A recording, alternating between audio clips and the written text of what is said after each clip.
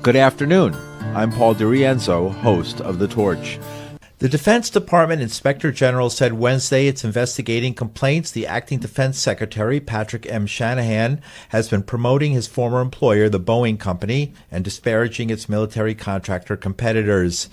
An ethics complaint was filed last week by a watchdog group, and Shanahan has said he supports the inquiry. As recently as last week, Defense Department officials believe President Trump was about to formally nominate Shanahan for the job left vacant by Jim Mattis, who resigned in December. Shanahan's fate has been in limbo after the deadly crash of a Boeing 737 MAX 8 jet in Ethiopia, along with growing complaints of his cozy relationship with his former employers. The Transportation Secretary, Elaine L. Chao, called on Tuesday for her agency's internal watchdog to investigate the process by which the Federal Aviation Administration in 2017 approved designs for the 737 MAX. Shanahan is also a big proponent of Trump's pet project to create a standalone Space Force at the Pentagon. It has recently been moved to oversight of the Air Force. Bill Hartung is director of the Arms and Security Project at the Center for International Policy. He recently wrote on the Space Force, which he says is an unwise move to militarize space. Well, Donald Trump is very enamored of the idea of the Space Force, and it's partly because it plays well at his rallies. It's kind of like his extraterrestrial version of the wall. So there's chants of Space Force at the rallies, and there's people very revved up about the idea. And in Trump's vision, it would be a separate armed service, just like the Air Force or the Army, devoted totally to military uses of space. And if he gets what he wants, it'll mean probably billions or tens of billions of more dollars for things like putting missile defense interceptors in space, more military satellites, possibly anti-satellite weapons, which would spark an arms race in space. And so far, Congress is less than enthused. So this year, he sort of put the down payment. He's not going to push for a separate service. It's going to be part of the Air Force, but it's going to have its own command structure. It's going to have a special agency just to buy military space equipment. So they're going to slowly build up that bureaucracy until they get to the point where they can get Congress to accept it as a full-fledged separate military service. So it's billions of dollars, a lot of it for bureaucracy, but it's setting this tone of militarizing space, and as if that was a good thing. And given that we depend on space for communications, for so many of the things we do on Earth, the idea of an arms race in space is not just a military disaster, but it could be a disaster for just the ability to operate the world economy. So the logical thing to do, it's Trump's ego, it's Trump's, he feels like he came up with this idea, which I don't actually think is true, but in his mind he did. And so it's not quite at the level of the wall in terms of his dogged determination to get it, but it's sort of in that realm. And that's Bill Hartung, director of the Arms and Security Project at the Center for International Policy. Last week, Shanahan appeared in front of the Senate Armed Services Committee to sell the Pentagon's proposed $750 billion budget for the 2020 fiscal year. The new budget is geared towards combating assumed threats from Russia and China, and modernizing a military that is long focused on counterinsurgency conflicts. Trump declared that space is the new warfighting domain, and he vowed that the U.S. will develop an unrivaled missile defense system to protect against advanced hypersonic and cruise missile threats from competitors and adversaries. While Trump was repeating plans in the works under several presidents, his belligerent tone has arms experts worried. The director of disarmament and threat reduction at the Arms Control Association in Washington, D.C., is Kingston Reese. He says Trump's statements are probably leaving China and Russia confused over what exactly is U.S. nuclear policy. Right from the get-go, it was a very partisan speech at what is one of the most revered and nonpartisan institutions in American society, the U.S. military, or it's at least viewed that way by most Americans. But yes, the president, in his unique style, did use a lot of hyperbole when talking about the issue. For example, the president stated that the goal of U.S. missile defenses was to, quote, ensure we can detect and destroy any missile launched against the United States anywhere, anytime, any place, end quote. Now that is not actually what the review says. The review proposes to expand the scope of U.S. defenses to defend against regional missile threats anywhere, anytime, any place, but not to defend the U.S. homeland against Russian or Chinese nuclear attack. Longstanding U.S. policy has been to only defend the U.S. homeland against limited attacks from North Korea or Iran, because attempting to defend in the entire continental United States against the far more sophisticated missile threat posed by Russia and China would be unaffordably expensive, unachievable technically, and massively destabilizing. So right there was a disconnect between what the review says and what the president was opining. And of course, that's not the first time that this has happened. And Beijing and Moscow may understandably be wondering whether what the president says is U.S. policy or whether the review is U.S. policy. Reese goes on to explain the logic behind the balance of terror strategy of MAD, mutually assured destruction. The Trump administration today unveiled a long-anticipated policy review on missile defense. And in general, the review proposes a significant and costly expansion of the role and scope of U.S. missile defenses that, in my view, is likely to exacerbate Russian and Chinese concerns about the threat missile defenses pose to their strategic nuclear arsenals. Now, the president spent a good deal of time in his speech discussing the role of space in enhancing U.S. missile defense capabilities.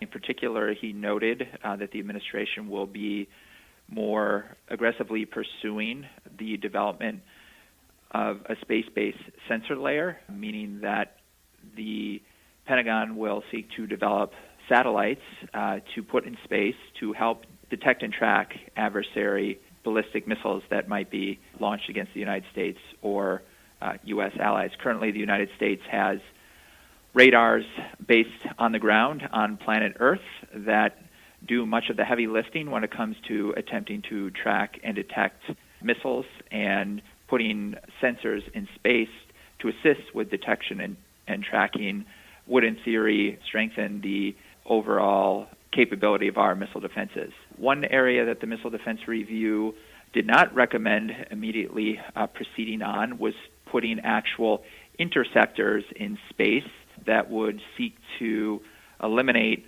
adversary ballistic missiles as they are being launched and leaving Earth's atmosphere for the vacuum of space on the way to their targets. This has been a very controversial issue ever since President Ronald Reagan first proposed it as part of his Star Wars initiative. Pursuing space-based interceptors would be immensely costly, would be very difficult to achieve technically, and would be massively destabilizing insofar as it would likely prompt Russia and China to take significant steps to increase the quantity and quality of their nuclear forces out of concern that interceptors in space might pose a threat to them.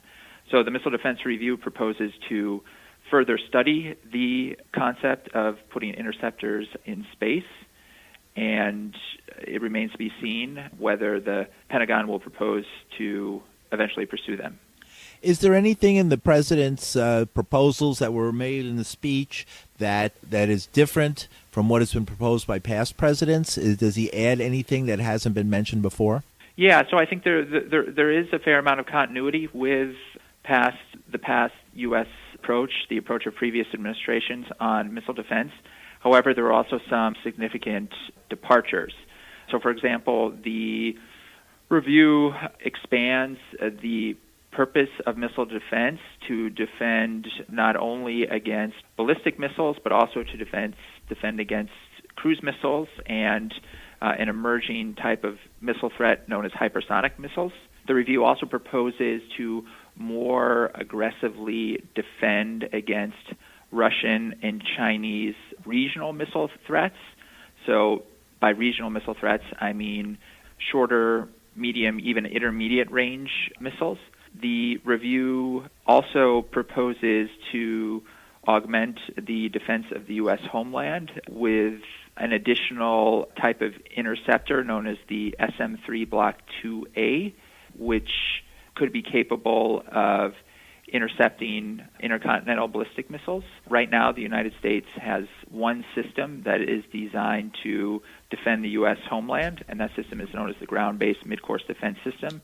There are a total of currently 44 interceptors in Alaska and California associated with that system, and it's designed to defend against a limited attack against North Korea or Iran. And one of my concerns about this review is that in adding this additional interceptor capability that I mentioned, this will exacerbate concerns that Russia and China have about our missile defenses potentially threatening their offensive nuclear forces. So this is about threatening other people's missiles, their ability to. Why is it so dangerous or destabilizing? Tell us, why is it so destabilizing to target a adversary's actual missiles, not their cities and not their infrastructure, but their missiles?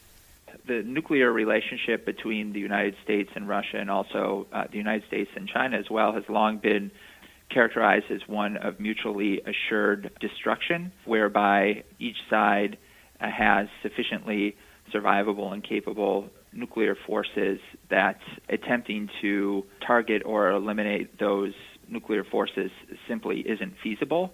But when you introduce missile defense into the equation, and this has been a particular concern of Russia and China, is that missile defenses potentially could allow the United States to eliminate a significant portion or prevent a significant portion of Russia or China's missile forces from attacking the continental United States, which would raise concerns in the minds of Moscow and Beijing about the adequacy of their nuclear forces. So in the past, advances in missile defense have led to increases in offensive nuclear forces. Now, there was a treaty during the Cold War, the Anti-Ballistic Missile Treaty between the United States and Russia, that limited the amount of missile defense interceptors that each side could have capable of intercepting long-range missiles because of concern about the destabilizing of effects of missile defense that I just mentioned. But the George W. Bush administration withdrew from this treaty early in its first term, and there are currently no limits on U.S. missile defenses. And this is, as the United States has sought additional missile defense capabilities, particularly in response to the growing North Korean missile threat, and these capabilities the development of these capabilities is completely open-ended and unconstrained. This has raised concerns in Moscow and Beijing about their ability to continue to maintain a sufficient level of deterrence. And I think the Missile Defense Review that was released today by the administration, which proposes additional steps to expand the scope and scale of U.S. defenses, will worsen those concerns. Kingston Reese is the Director of Disarmament and Threat Reduction at the Arms Control Association in Washington, D.C. New York City Council member Ritchie Torres is investigating the Kushner family real estate company. He says the landlord is putting tenants in danger by allowing several of its buildings to avoid safety inspections. New York Oversight Committee Chair Torres said Tuesday that his probe shows the firm, once run by President Donald Trump's son-in-law Jared Kushner, has been renting apartments to hundreds of tenants in 9 buildings with expired certificates of occupancy. The certificates are issued by city regulators to ensure there is no illegal construction or fire hazards. We first came to discover that Kushner companies illegally falsified applications for building permits. Then we came to discover that Kushner companies illegally performed construction work without a permit. And our latest finding is that Kushner companies is illegally operating 9 properties without a certificate of occupancy. Every building built before 1938 is expected to have a certificate of occupancy, which tells you whether a building is safe. It tells you whether you as a New Yorker can safely live or safely work or safely be in a building. Just like it is illegal for a driver to operate a vehicle without a driver's license, it is illegal for an owner to operate a building without a certificate of occupancy. And that's precisely the violation of the law that Kushner Companies has been committing. The burden falls on the buildings department to take enforcement action. The buildings department is supposed to enforce the building code and ensure that every building in New York City is operating safely. And we have to send a message that Kushner Companies, not even the family of Donald Trump, is above the law. Torres said the next phase of their investigation is to establish how widespread the problem is in the industry. The Buildings Department has blasted the findings as pure grandstanding. The Kushner Co. said it's correcting various issues inherited from previous landlords and is committed to the safety of their residents. But a book released on Tuesday called Kushner, Inc., Greed, Ambition, Corruption, The Extraordinary Story of Jared Kushner and Ivanka Trump, claims the Kushners are beset by vindictiveness towards family enemies and an extraordinary hunger for wealth and power that's even disturbed President Trump. Author Vicky Ward says you can't underestimate the dangers of these two, Ivanka Trump and her husband, who are often referred to as Javanka. From the president's botched transition to the couple's close relations with the Israeli government and Saudi government through their friendship, long-term friendship with Mohammed bin Salman, known as MBS. Ward spoke with WBAI earlier on Wednesday. They think that rules are for other people, and that we see that manifest in the way they haven't properly divested, the conflicts of interest, which then have an effect the way they conduct themselves and the policy decisions they make, whether domestically or in foreign policy. I think that governing everything that Jared Kushner does is his father, who is his puppeteer, and his father's financial troubles, which for the last 2 years have stemmed from this trophy building in New York, a money pit, 666 Fifth Avenue. The need to bail out 666 Fifth Avenue has guided everything Jared Kushner has done in the way of conducting foreign policy, and it's been extremely dangerous for America. And lastly, I think these two are all about public relations and no substance. His father being prosecuted by Chris Christie, what was behind all that? Chris Christie was the prosecutor responsible for sending Charles Kushner to jail in 2004. Christie's team had extraordinary leverage over Charles Kushner because they had details about his personal life that they threatened to sort of air in public court if he went to trial. And rather than do that, Charles Kushner pled guilty very quickly. The only reason I sort of put all of that in the book was because I think that you can't understand Jared Kushner's psychology. You can't understand his hatred of Chris Christie and his sort of hatred for government and what it did to his father and the consequences of that. And the consequence of that was to throw the transition into absolute chaos because Chris Christie had been put in charge of the transition. And on the very first day, Jared Kushner chucked out all the work that had been done, the transition books, and insisted that Chris Christie be fired.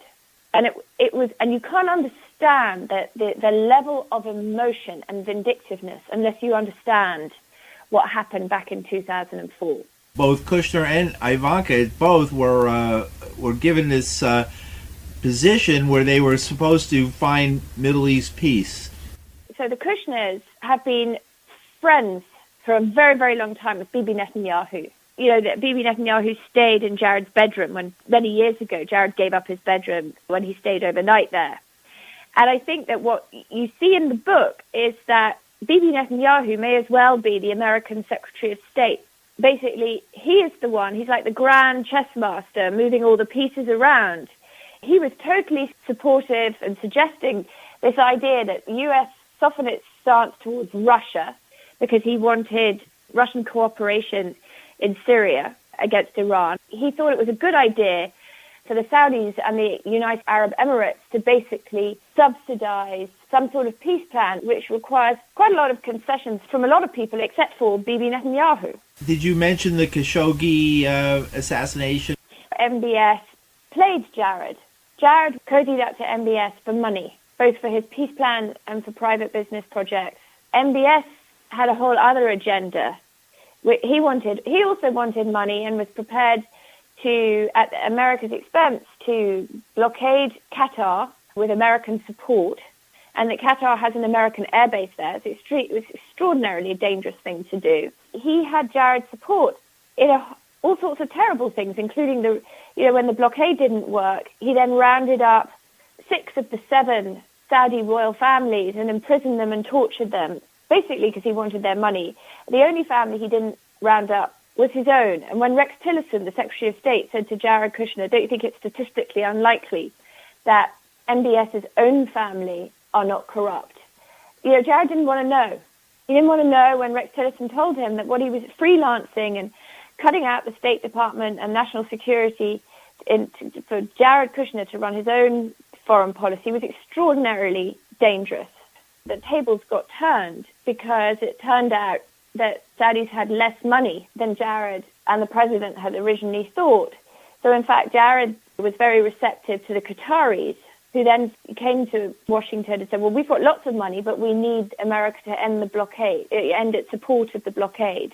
A Canadian real estate firm, whose second largest investor is the Qatari Investment Authority, made an extraordinary deal to bail out the Kushners' troubled building. Instead of buying it, did a 99-year lease, which they paid the entirety of up front. And this is a building that one partner in it once described as it would be worth more if it was just dirt. It's a ludicrous deal that makes no sense, and that is why Congress is now investigating the whole thing. Vicky Ward is author of Kushner Incorporated, Greed, Ambition, Corruption, The Extraordinary Story of Jared Kushner and Ivanka Trump. Israeli Prime Minister Benjamin Netanyahu is set to visit the U.S. for 2 days next week. The move is meant to reaffirm existing warm relations between the White House and Israel, as well as to agree on a plan to increase pressure on Iran. That's according to Secretary of State Mike Pompeo during his own visit to the country this week.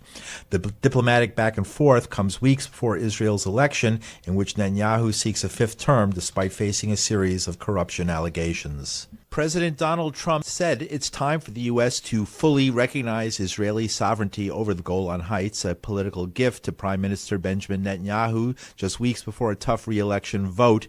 Breaking with decades of U.S. policy, Trump's announcement could prove decisive in swaying Israeli voters just as Netanyahu faces corruption allegations that have marred his campaign.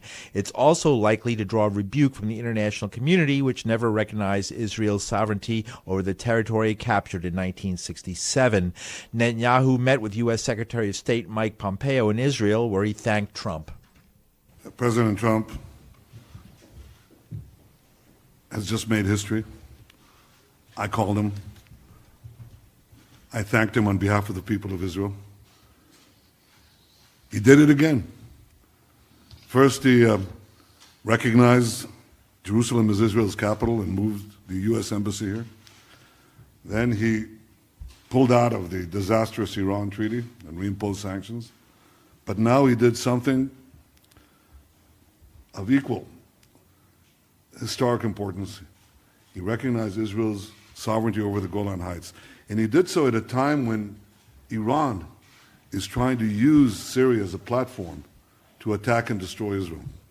And the message that President Trump has given the world is that America stands by Israel. We're celebrating Purim when 2,500 years ago, other Persians, led by Haman, tried to destroy the Jewish people. They fell then. And today, 2,500 years later, again, Persians, led by Khomeini, are trying to destroy the Jewish people and the Jewish state. They're going to fail again. Corey Peterson Smith is the Michael Ratner Middle East Fellow at the Institute for Policy Studies. He says Trump has been giving Israel all it wants and violating the human rights of thousands of Syrians in the process. People who are familiar with Israel and Palestine may know that when the State of Israel was established, it was done through the forced expulsion of hundreds of thousands of Palestinians. In 1967, it also occupied Sinai Peninsula in Egypt, it occupied southern Lebanon, and it occupied a section of Syria called the Golan Heights, which has been disputed really from the start of the kind of Israeli settlement in the region, because it was identified as this militarily strategic place, the Golan.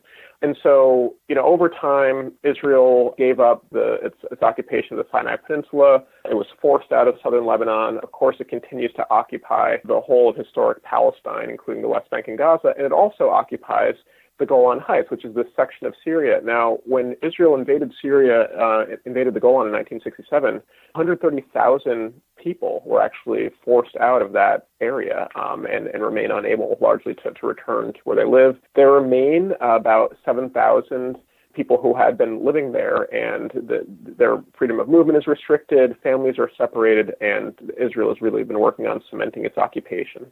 This is solidly part of another country called Syria. This is another illegal settlement of a country. And so you have, not only has Israel occupied and effectively annexed this part of Syria, Israel's also settled Israelis, as in the same way that Israel built settlements that continue to this day in the West Bank, in the same way that it built settlements in Gaza and in the Sinai, which have since been withdrawn. Israel built and continues to build and expand settlements in the Golan Heights on Syrian territory. So since when does the international community, the UN and the United States, allow countries to seize parts of other countries and just settle people there as if it was might makes right, and that's the end of the story? One thing about Israel is that it's so blatant. They actually call these places settlements, and the people who live there, the Israelis who live there, are called settlers. And so the U.S. has, I think in a way, again, that's obvious to many people, very openly supported the settlement of Palestinian land, both in what's considered Israel proper and in the occupied territories. But as you say, there's less attention to the fact that they are funding settlements of the Golan Heights as well. It's almost inviting a war. It's almost inviting counter-invasion and a guerrilla war by the Syrians to get their land back. It's pretty incredible, actually, that Israel just occupies and openly settles another country's territory. And so, as we've said, the occupation of the Golan Heights doesn't get much attention. And really, Trump has called attention to the fact that the U.S. has rather supported Israel's settlement of the Golan, and now is doing so in a more open way. So this region that's largely been neglected, the occupation of which has largely been neglected, it's Trump who's calling attention to it and saying, yeah, Israel does occupy the Golan Heights. Israel has effectively annexed it, and that's a good thing. Israel should continue to do so. So Trump's calling attention to the Golan. I think that it's incumbent on those of us who recognize human rights, recognize the rights of those who are occupied there, for their self-determination as well. There's an organization called Al-Marsad, which is it's called the Arab Center for Human Rights in Occupied Syrian Golan. And so this is an advocacy organization that has documented actually how difficult it is for Syrians who are separated, people who are from the Golan who are separated by the Israeli occupation, to actually return to their homes, to talk to their families, to communicate, and things like that. You actually have a situation where a common thing is for family members of the same family who live in the occupied Golan and who live outside of it meet each other at the border and have to talk to each other via megaphone, because those who are on the outside can't actually access their family on the inside, and Israel tightly controls the question of who's able to get in and out. So that is an ongoing abuse, and one that people in this country will recognize when we talk about the separation of families that's happening at the U.S.-Mexico border. This is another separation of families that Israel is carrying out. In terms of the question about the kind of military strategic importance of the Golan, that is the justification that Israel has used to explain why it has the right to seize territory. But of course, it's an outrageous thing to say, I'm going to seize your land because it's militarily strategic, and that's the basis to not only seize the land, restrict the movement of people in and out of that land, but also to settle Israelis there. It's absolutely outrageous, and it is in fact an act of aggression. And the whole. I think it's telling, the fact that Israeli policies about where it thinks it has the right to occupy and so on, that it's all a question of a calculation of military power, really shows that the whole project of Israel is about seizing land and maintaining the control of that land through force. I mean, that's really what's revealed when they talk about why they need the Golan Heights, because it's so strategically important. And Corey Peterson-Smith is the Michael Ratner Middle East Fellow at the Institute for Policy Studies. And you're listening to the news on listener-sponsored WBAI in New York. I'm Paul DiRienzo. And the United States Senate has voted to end U.S. support for the Saudi Arabian-led coalition's war in Yemen, bringing Congress one step closer to an unprecedented rebuke of Donald Trump's foreign policy. But a maneuver by Trump supporters in the House who tacked on a measure condemning anti-Semitism forced the bill to be reconsidered and delayed its final passage. Lawmakers have never before invoked the decades-old War Powers Resolution to stop a foreign conflict, but they are poised to do just that in the effort to cut off U.S. support for a war that has triggered a humanitarian catastrophe.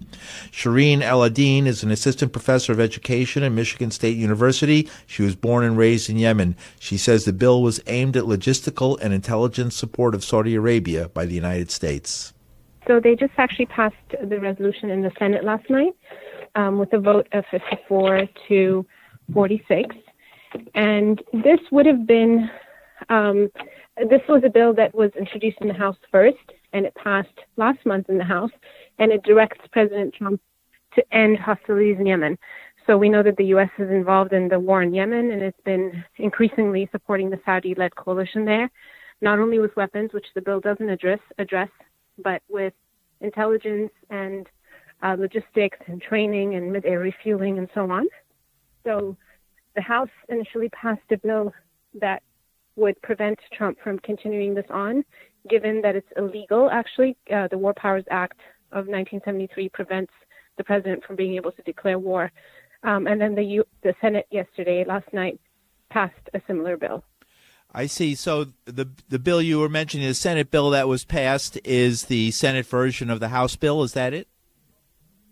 Yes, and it would have been now hopefully on its way to President Trump's office, but there were some maneuverings in the House, and we've seen this before with war powers regarding Yemen that now prevent it from going forward. And the version that the Senate passed is actually not the exact same, which means it has to go back and pass again in the House.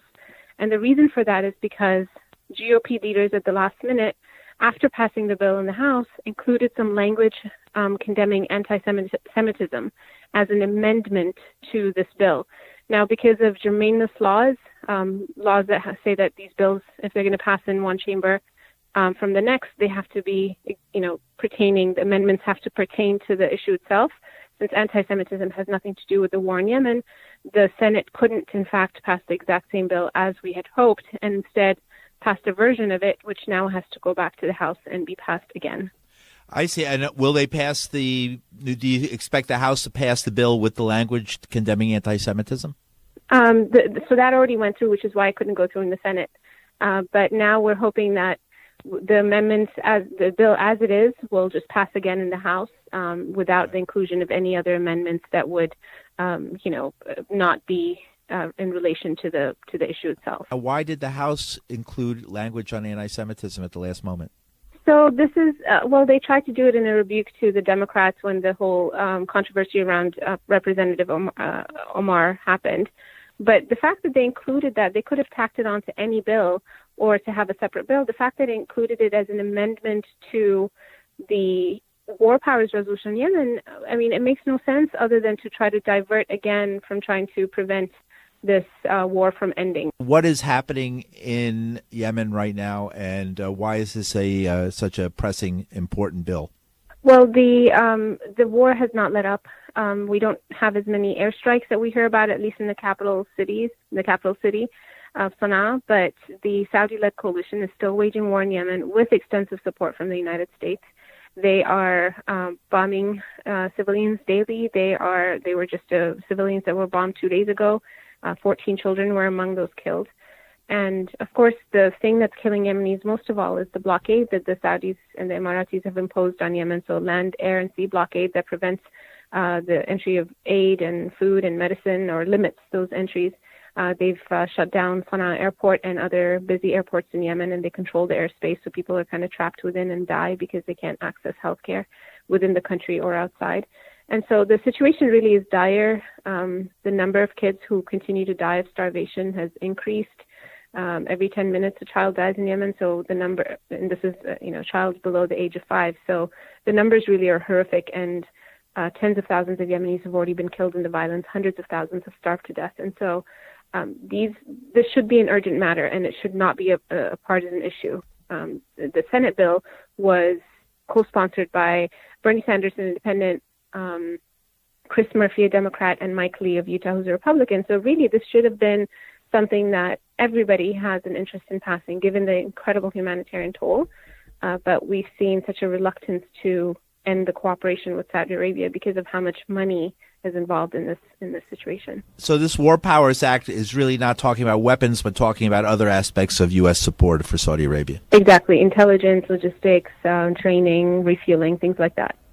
Anything you'd like to add? It's really important to keep the momentum going. So if people could put pressure on their representatives to, again, we're not asking for intervention. This is a please don't intervene in Yemen any longer because of all the mess that we've created. So if people can call their representatives in the next week or so, that would be great.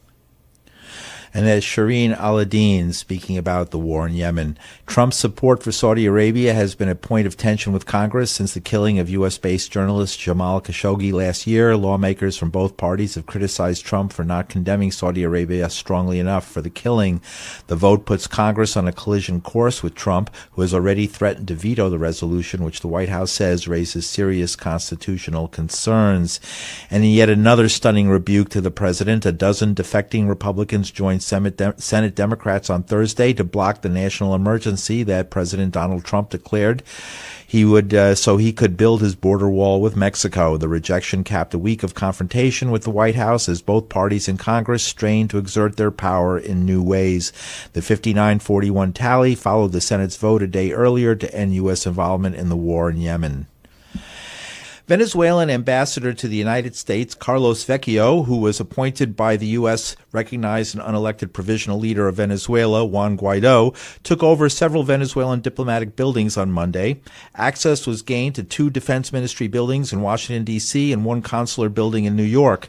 The buildings were vacated by diplomatic and consular staff in January after Maduro broke off relations with Washington for his recognition of Guaido as Venezuela's interim president.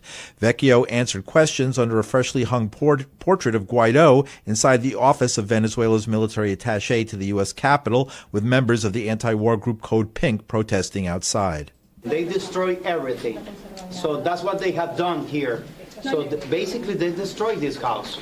And again, this is an asset that belonged to the Venezuelans, and they, instead of preserving the assets, you saw what they did. And so imagine if they do this here in the U.S., you can imagine what they are doing in Venezuela.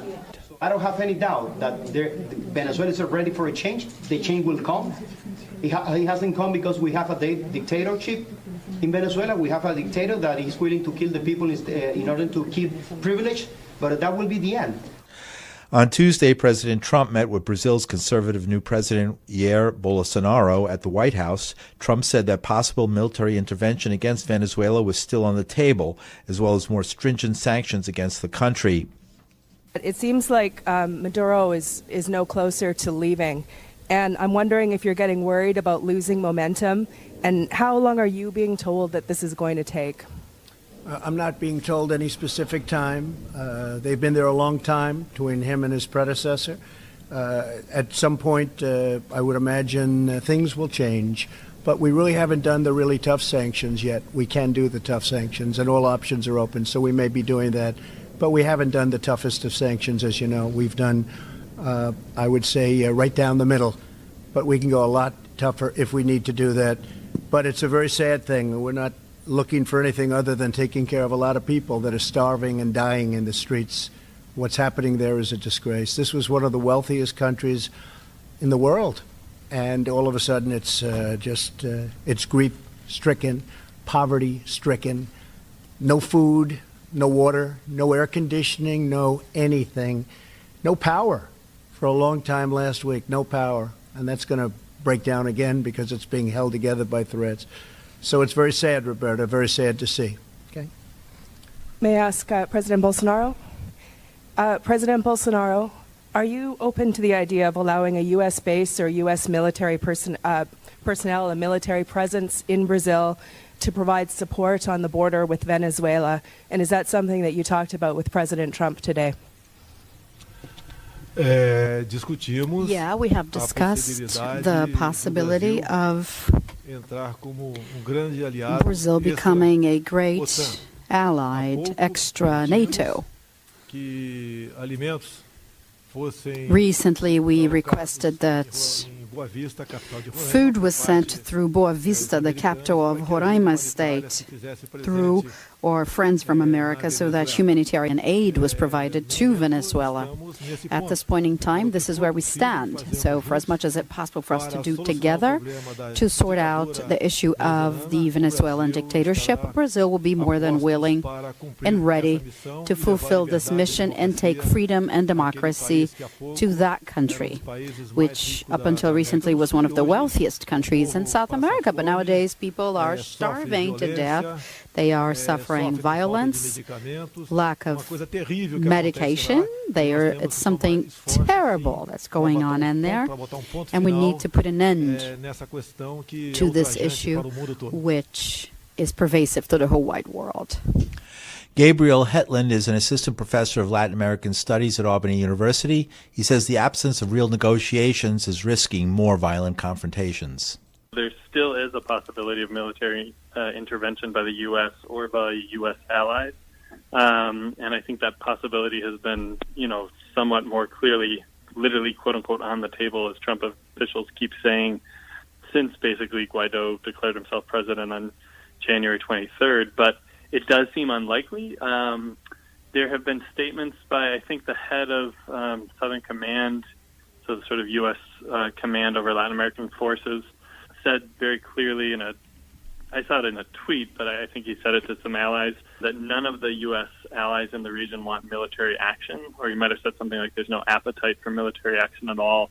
So it seems like the statements they're making, especially behind the scenes, are indicating that they don't expect that to happen, but I don't think we can fully rule it out. So the meeting with Bolsonaro and Trump happening now, probably amongst other things, are sort of trying to gauge if there's any change within Brazil or if there's any appetite for military action. As far as I know, statements that Brazilian officials have made in the past have indicated that they're not inclined to go for military action. So it does seem somewhat possible, but a very remote possibility for the time being. These embassies in the United States and consulates have been turned over to this government, this provisional government, I guess, that the United States is trying to set up with Juan Guaido and others.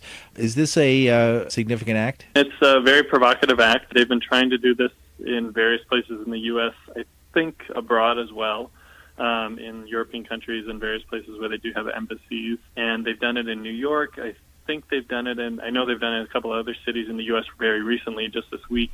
So it's a very provocative act, and I think it doesn't bring us to where we need to be, which is a sort of real negotiations between the government and the opposition, which people sort of continuously deride, but I don't see what alternative is there to negotiations compared to a military conflict, which I think almost any reasonable observer agrees is a disastrous possibility.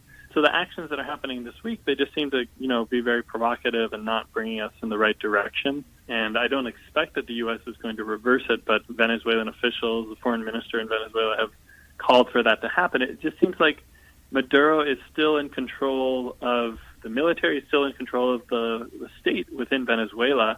And so cutting off his officials in the U.S. and New York, where the UN is, obviously, in D.C., I think there's been moves. I'm not sure if the D.C. embassy has gone or not, but doing that just doesn't seem like a helpful thing. It seems like there should be dialogue between U.S. officials and Venezuelan officials from the Maduro administration, which still exists, whether people want it to or not.